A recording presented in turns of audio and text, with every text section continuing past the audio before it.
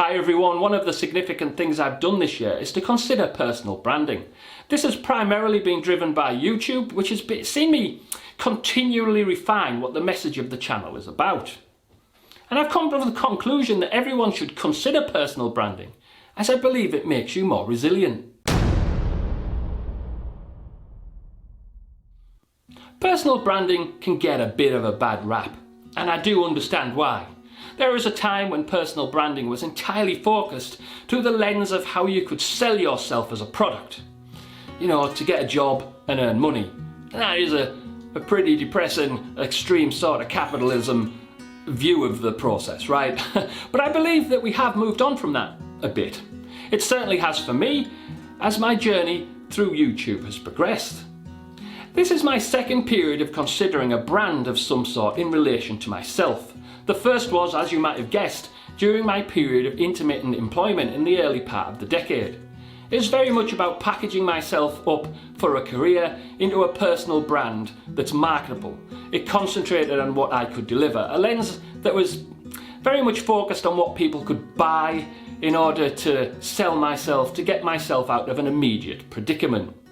But it's been very different this time, as the primary reason for undertaking the second journey into branding was to clarify my YouTube channel, but the result has been much more powerful than that.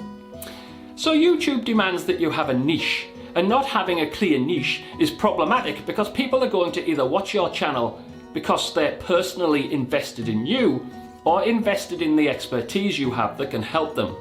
Unless you're famous or spectacular in some way, which I have no delusions of grandeur about that, I'm a regular mere mortal, you're going to have to go for the second one. This has resulted in a branding process which has some strange outcomes. The outcomes are abstraction, simplicity and authenticity with respect to my interests.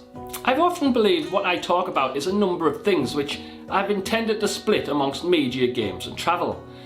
And this is quite a grab bag of things, and while I believe there is a connection to them at an actual practical level, there really isn't in terms of the YouTube lens, right?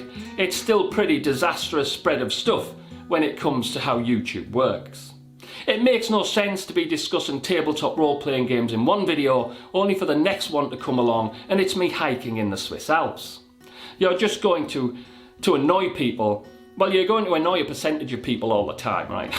I always felt they were the same somehow, but could never really verbalise it. But in 2019 I found the language for it while my brain had the space to break it down on a cruise with literally 4 days at sea. Sun, no distractions, time to think. I realised it was actually just about two things, creation and discovery. And pursuing those two things make my life a story worth telling. All the rest was just really noise, or to be more exact, manifestations of that in practice. This provided a lot of focus and clarity to my thinking. It allowed me to understand how to spend my spare time to make myself happier. It resulted in some not so small great things changing in my life in the final quarter of 2019. Because when it comes to creation, I like to be creating things or applying creativity to solve problems. I like to be using my imagination to crack problems and tell stories. And quite often there is a big intersection between the two, as I often use narrative to frame things, communicate things and make complexity understandable and actionable. And when it comes to discovery, it's all about new experiences, new places, learning new things, or ideally all of them at once. It's the reason I just can't go to Disney World and do the same thing all the time. I have to be seeing new places, learning new things and experiencing things in different ways. If at any time my life takes a turn and all I'm doing is the routine rather than discovering new things and consuming rather than creating, I start to feel very frustrated to the point I actually get down. I start to eat badly, I start to speculate about giving things a kick and changing things up a bit. Basically, when discovery and creation are low, everything goes to shit.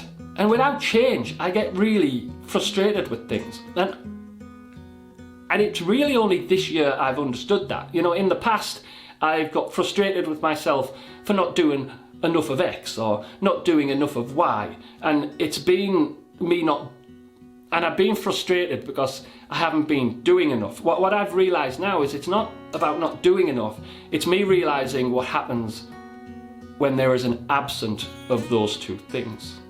This binds everything together.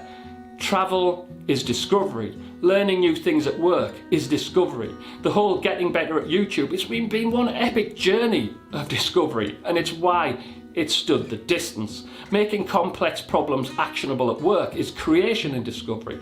Running the current tabletop role-playing campaign is creation, as is playing in someone else's.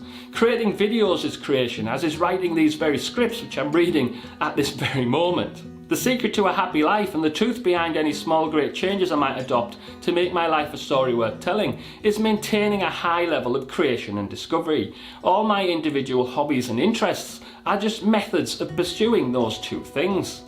Distilling what once seemed complex, diverse and many-faceted into a simpler truth has power. That's because simplicity is clarity, elevating understanding to a higher level, a set of principles. It stops you being lost in the detail. I no longer concern myself with getting frustrated with not getting around to specific things like playing my backlog of video games, as while I'd like to do that, it doesn't really matter if I'm not, as long as what I am doing is based on the pillars of creation and discovery.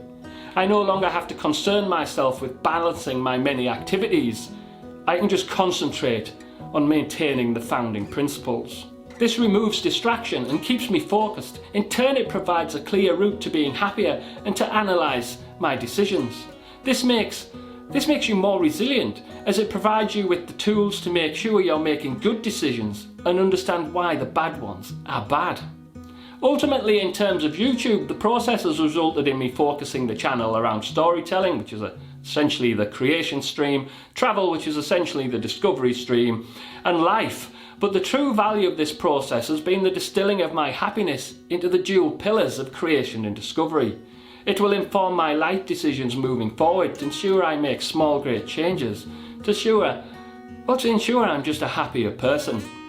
Until the next chapter, you can support me by doing a few simple things. Like the video, subscribe and hit the bell icon. Certainly post a comment and let's continue to make small great changes to make life a story worth telling.